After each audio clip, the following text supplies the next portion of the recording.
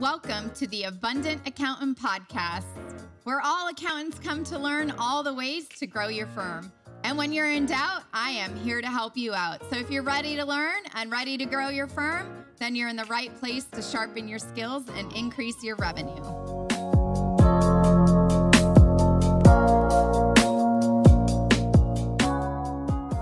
And welcome to the Abundant Accountant Podcast. And today on the Abundant Accountant Podcast, we have a very special guest. He is the nation's foremost authority on online lead generation for professional practices. He is also the co-host of the Sharkpreneur podcast with Shark Tank vets Kevin Harrington and others, which was actually named the number 6 podcast to listen to in 2019. He is also the founder of the direct response marketing firm called Market Domination LLC.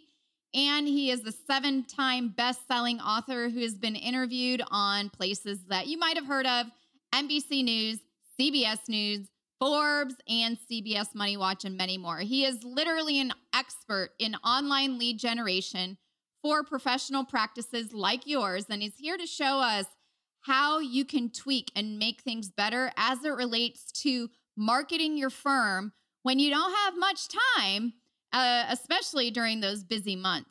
So before we welcome our very special guest onto the show today, if you are an accountingpreneur and you might be feeling a little frustrated and stressed because you're trying to get those right referrals and you feel like you really don't have any control over who you work with or really how much you can charge, or maybe you just don't believe you can get the yes to someone paying you a high price, then head on over to 5stepstoabundance.com and get my simple 5-step process that accountants use to go from, waiting around for those busy seasons to really converting more high-level clients that say yes. So once again, 5stepstoabundance.com. It's completely free. Just type in your email and start to learn how to collect higher fees with confidence. Get paid like the expert accountingpreneur that you are, and start working a little bit less this year. Because, right, we all want a little bit more time off.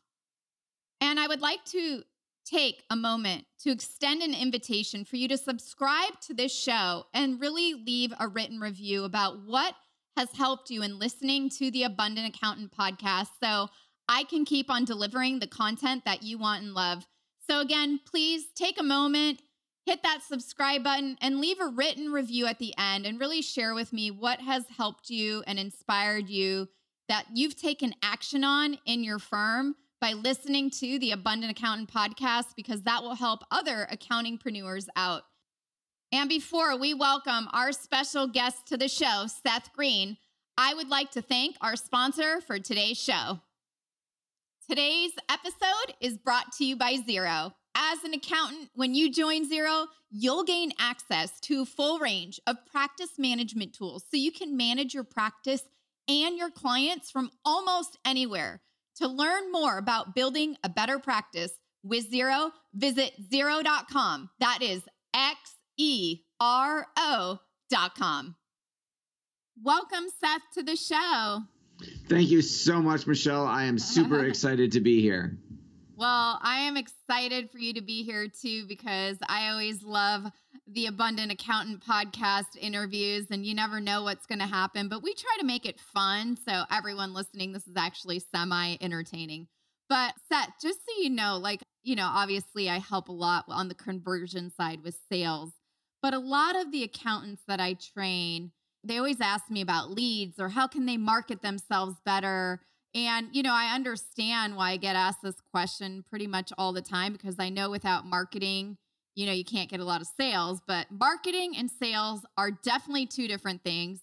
So I thought we would cover that first. And then I'd love to hear from you. What do you feel are maybe, a few of your top, maybe 3, 4, 5 tips for them to market their firm where it won't take a lot of time? Because most of accountants, and if you're listening, you could probably relate, who has time? And that won't be like a ton of money, because for an accountant, a CPA, or an accountingpreneur, that's what I like to call them, Seth. You want to spread awareness of what you do and whatever your niche is, but how do you do it sort of on a budget? So that's what I thought we'd chat about today. So I'm super happy to be here. And before we start, can you share with everyone what it is that you do? Sure. So I own two companies. I am the founder and CEO of Market Domination LLC, which is what I think we're here to talk about today, which is a direct response marketing firm in the financial industry. So the majority of our clients are professional practices like accountants and financial advisors. So we help them generate leads or do it for them every single day. And then I also own howtofindmoneyforcollege.com, which is my financial services college planning firm, which was where I originally started in the business before I learned direct response marketing and was able to not only grow that business tremendously, but then help others do the same thing. Awesome. Well, cool. Y'all have a lot to talk about then on this topic, right? Absolutely. And I love the accountingpreneurs. I love that title. Yeah, accountingpreneurs. So for each of the accountingpreneurs listening, let's hear from you, Seth, before we dive into like all the other ways that they can, do this without spending a ton of time or a lot of money. What do you feel, or how would you define the difference between marketing and sales? Because there are two different things, but I think a lot of accountingpreneurs that I've met, they think it's all the same thing, and they're really not.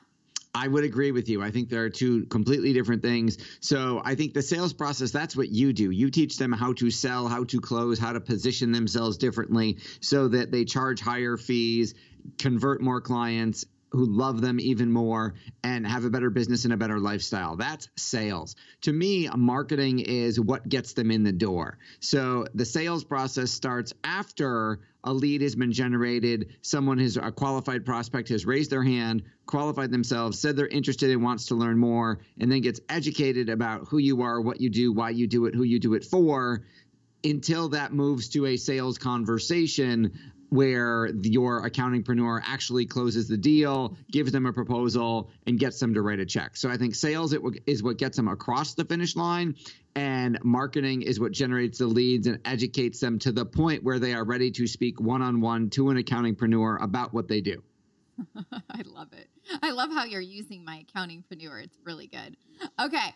So what do you think an accountingpreneur needs to do first, right? Because I think a lot of them are like, well, I need a lot of leads and stuff. And I'm like the one saying, hold the brakes on that one, because if you invest a lot of money in leads, but you can't do the conversion piece, right? Or charge higher prices and have that better lifestyle and really know really truly what you should be charging them, then it's kind of like a catch-22. So what do you feel is like the best process, for even someone who's had a firm for a while? There's a lot of people listening who have been doing this a while, but, you just work with every single person that might be calling you, and that doesn't do you any good either. So what do you think is the best process? You are absolutely right. I think that they don't want to pour a whole bunch of water, expensive water, in a leaky bucket filled with holes, right? That would be going out and starting a lead generation program before they had learned how to position themselves, how to close, how to do that. So they need your process first so that when they pour some water in that bucket, there's no holes in it. Now, what is the first thing? I think the first marketing thing they need to do is they need to not be boring. A lot of marketing, and I'm sure you can vouch for this, in the accounting industry is incredibly boring and looks exactly the same. Where there's literally an accountant in my office building. I could take his brochure, take his logo off, take his phone number off, and there's another accounting firm 2 blocks away. I could slap that mom and pop logo on there and that phone number, and literally nothing else is not true. It's interchangeable. And to the prospect, they all look the same as well. So I think the first thing you've got to identify is, how do you stand out? How do you not be boring? How do you be different? What is your value proposition that is not just, I'm the lowest price tax returner that isn't H&R Block, right? That's a lousy lifestyle. It's a race to the bottom, which you teach. We want to be the premium price provider, the one who's at the top of the mountain, who's in demand. So I think the most important thing before you get to any marketing is defining what is that value proposition, and then who is that value proposition for. You can't be all things to all people. You don't have the marketing budget, unless you're a billionaire, to reach everybody who might need a tax return done. So I think really identifying who that target market is and driving a laser focus to market your unique value proposition just to those ideal prospects is the first place to start. Yeah, no, I love that. So I would love for you to share a story of the most boring accountingpreneur that came to work with you, where you made it not boring. And I want to hear all the details so everyone listening can visualize and be like, they might have a light bulb moment right now and they could implement this today if they just changed a few things. But like, what's that one client that you really can vividly see the shift and where they were before and where you took them so they weren't so boring and what happened to their firm? Absolutely. So I had a woman accountingpreneur who came to me and she said, when I said, my first question in any marketing consultation is always, who's your ideal client? And everybody thinks they've thought about it or no one's ever thought about it. Very rarely have they thought about it enough. So she said, I can help anybody who needs a tax return. And I said, that's great. I've got $20. You want to do my tax return? She said, no. I said, right. I got to be able to afford you first. And you need to be charging a lot more. So what we did is we took her through an analysis of who her client base was. And we said, who do you like working with the most? Who do you get the most emotional gratification of helping? Who can afford to pay you what Michelle, hypothetically has helped you realize what you're worth and who refers the most. And after a detailed analysis of her existing practice, we were able to find out that her ideal client was a affluent suburban woman, 40 to 55 years old, who's getting divorced. She got the most emotional. She had been divorced herself and got the most emotional satisfaction from almost she branched out. She became more than just an accountingpreneur. It wasn't just about the tax return anymore. It was now about coaching that woman through her divorce. It was about helping her identify, was her husband, soon to be ex-husband, hiding any money? Sometimes these women hadn't seen a checkbook or a bank statement in 20 years. They didn't know where the money was, how much there was. Coaching her through financial literacy, how to make sure she got a good settlement, how to make sure her kids were going to be okay. So it went way beyond just give me your W-2s and I'll do your tax return. This became at least 1 year, if not multi-year coaching process, because then after the divorce was over, she would help them balance their checkbook. She would help them pay their bills. She would certainly do their taxes every year, but she would help them with a whole lot of other things to make sure that they were financially okay. And the good news is, because she was offering a unique value proposition specific to that target market, once you immediately specialize and offer something for a specific target market, you can raise your prices as you teach.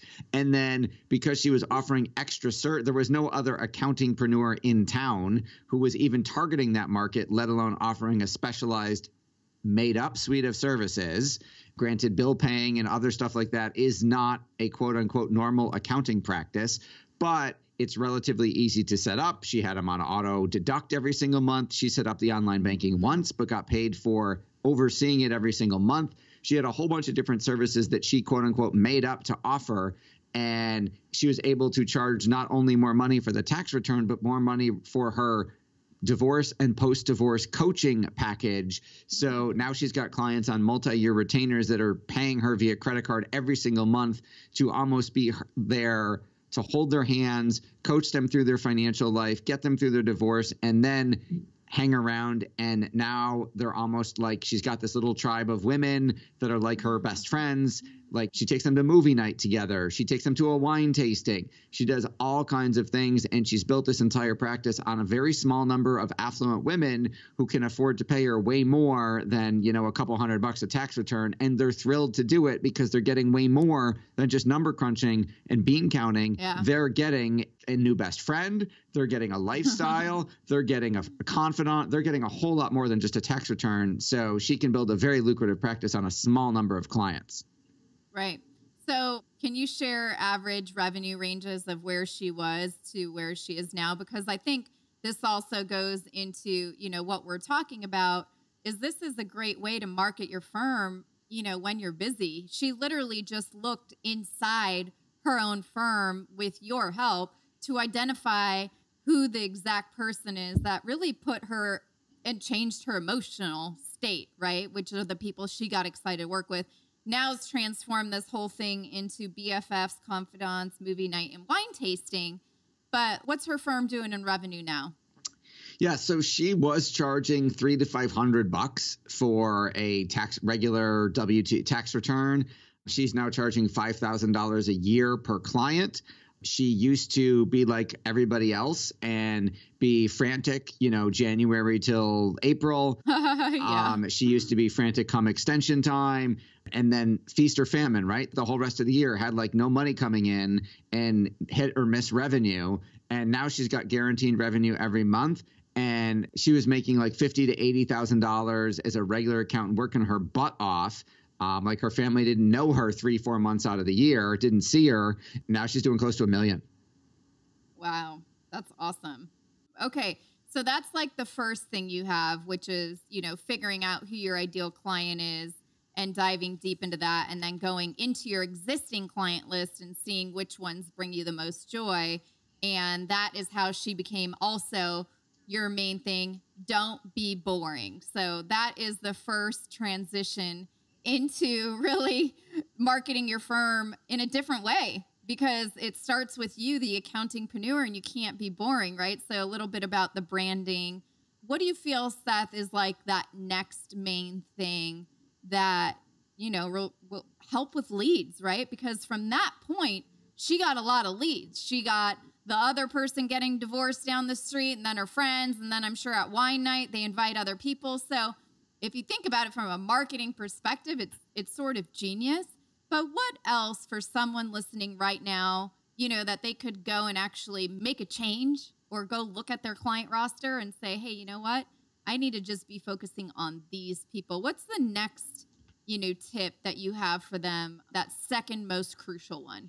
So after we decided who she would be for, and we kind of put together what her newly branded service offering would be, and what her packages were for those divorcing women, the next thing we worked on was developing her strategic referral partners. So we can run Facebook ads, run YouTube ads, run LinkedIn ads, and generate online leads for her practice. And that's great. And she loves it. And there's a follow-up system that gets those people in the door. But that's attracting one lead at a time, depending on what her ad budget is every day.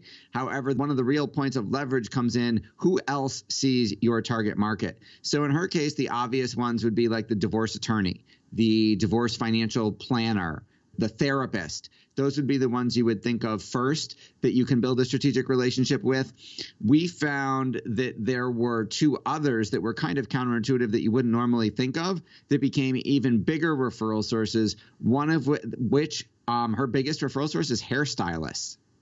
Well, hairstylists are basically like therapists, Seth. I don't know if you've been to the hairstylist, but I go, it's a 2-hour session of what's going on in your life. They're literally like, they should go to psychology degrees and get therapy licenses. Yes, my wife has that experience. Hers is 3 hours. So it's funny. I'm like, honey, I can go to Great Clips and get a haircut in 12 minutes. I've timed it. Like, why does it take you 3 hours? Because they don't stop talking. Well, I mean, obviously she's getting her hair done, but they don't stop talking.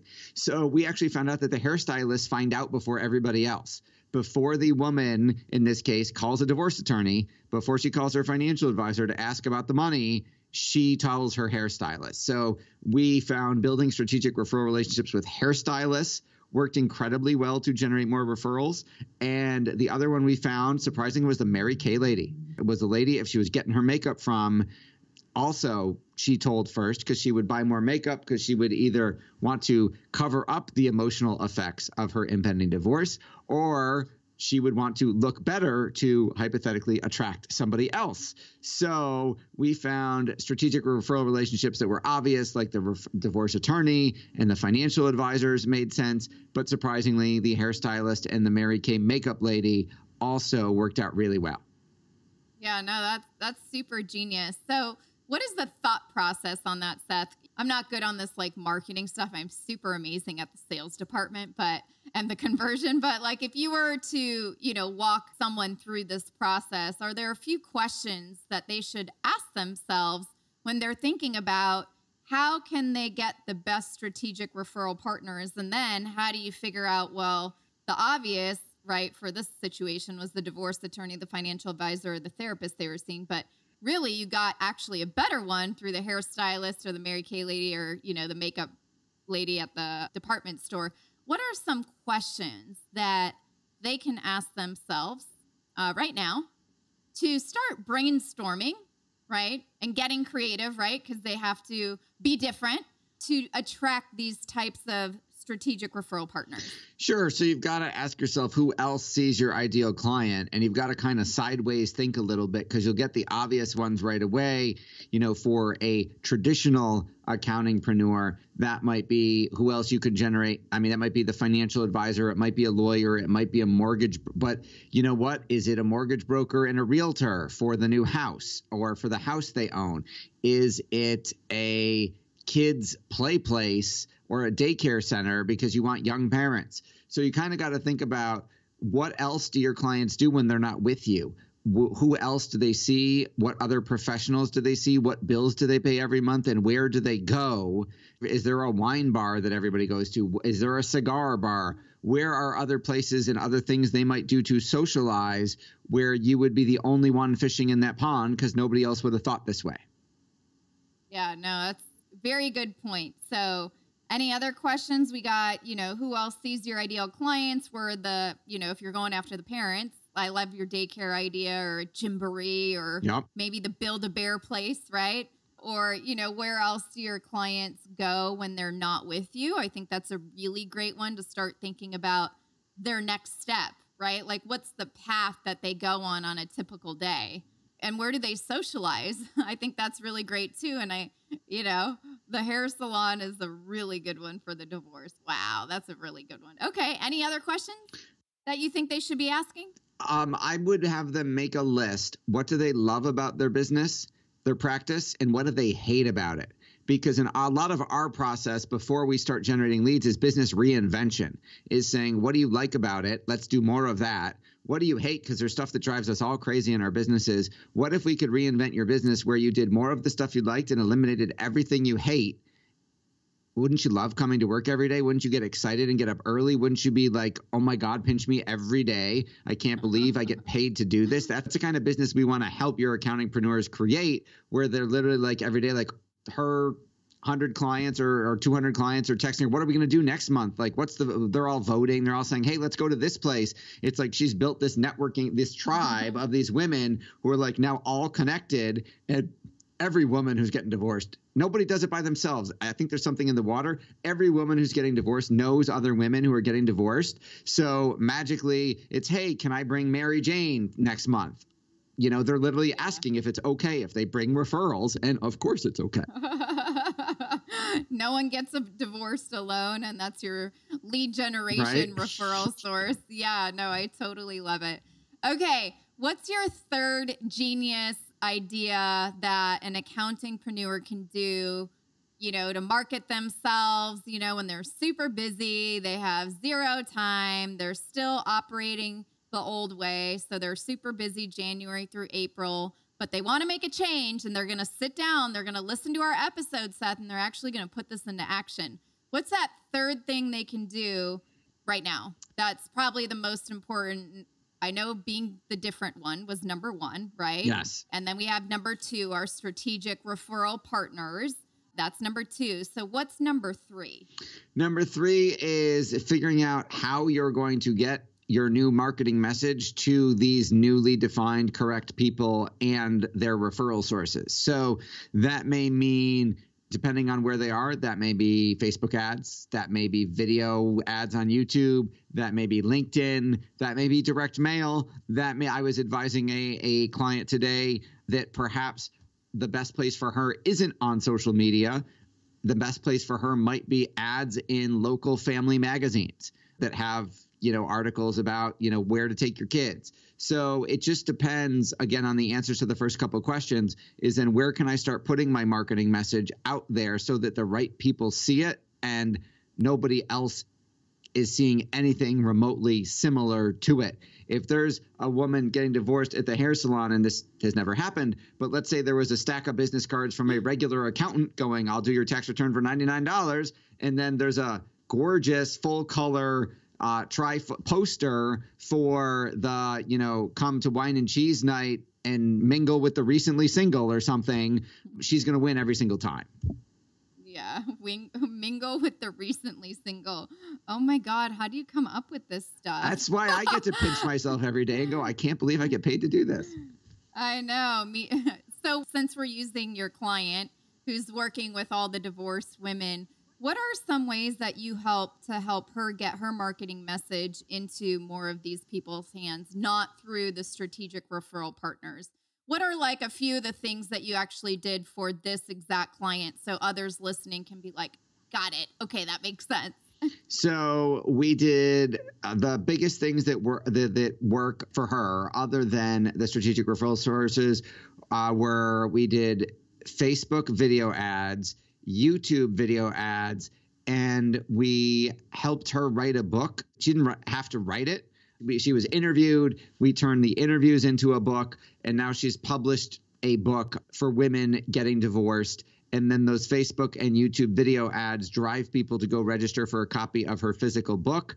They get the autographed copy of the book when they come to her office for their first meeting. At the end of that meeting, they get a copy of the book, so they don't have to worry about like it showing up in the mail and the husband going, hey, why are you getting a book on divorce? That's awesome. That's a really good idea. And did she give any of the book away like in a PDF or an electronic copy? There is an electronic copy as well. However, we don't promote that. We don't actively market that because I want people to give her name, phone number, email, and physical contact information. I want a snail mail address, even though we're not going to mail it to them. If the husband doesn't know that they're getting divorced, we're not going to mail it. It's a higher quality lead if they're willing to give you more information. So I could say, just give me your name and email, and that lead would be worth less because they're less serious than someone who's willing to fill out a form where there's like 9 fields that they have to fill out. That person is more dedicated and more higher up the food chain. Yeah, no, I love that. That's awesome, Seth. Well, thank you so much for sharing this.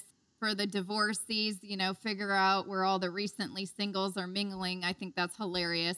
Any last words of wisdom or like anything else that popped up that you think would be like a little bonus tip for, someone who's really looking for some new marketing ways to market their firm when they're super busy and have literally zero time? Anything else that you've got for us today? Sure. Most CPAs that we have seen, most accountants that we have seen have been, for whatever reason, and this may just be my personal experience, so that's a disclaimer, reluctant to get in front of, let's say, a video camera. So I would tell you, if I could pull your teeth and get you to start recording little short 30-second, 2-minute videos, doesn't take much time, just to practice to get you more comfortable with being on camera and get you a little bit out of your comfort zone. When you feel comfortable with that and you start using those as advertisements, you'll be amazed at the results you get simply because most other accountants won't do it. Yeah, no, you're preaching. Yeah, I say the same thing. So go get yourself a little, actually, the latest Androids and iPhones have the best cameras, so just make sure, bonus tip, flip your camera sideways. You don't want it vertical. You do want it horizontal when you do this, but start practicing every day. Seth, thank you so much for being here with us today on the Abundant Accountant podcast. How can people find you if they want to hire you to help them find some leads? Sure, and I greatly appreciate the opportunity to be on the show and to serve your accountingpreneurs. If they go to marketdominationllc.com, they will see a video about us, and then there is a form that they can fill out to jump on my calendar, schedule a time to talk. The initial consultation is free. We'll have a conversation about your business, your practice, where you want to go, what you like, what you don't like, who you like working with, who you like more of, and then we can tell you if we can help you achieve your goal, we'll tell you. If we can't, we'll send you to somebody else who can. Awesome. Well, thank you so much, Seth, for being here with us today on the Abundant Accountant podcast. It was such an honor to have you. Thanks so much.